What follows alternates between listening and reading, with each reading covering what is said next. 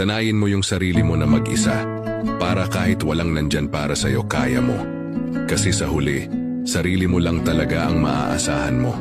Hindi mo kontrolado kung sino ang mananatili o aalis, pero hawak mo kung paano ka tatayo kahit ilang beses kang iwan.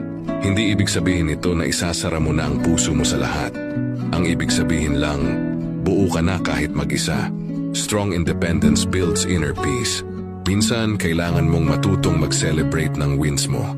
Kahit walang audience, hindi lahat ng tagumpay kailangan ng palakpakan. Self-validation is enough. Hindi mo rin kailangang magmakaawa para piliin ka. Ang tamang tao, hindi ka iiwan sa ere. Until then, choose yourself every time.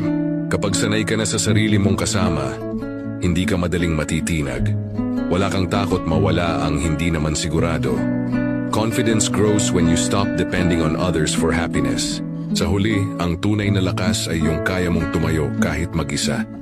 Hindi dahil wala kang mahal, kundi dahil mahal mo ang sarili mo. And that kind of strength is unbreakable.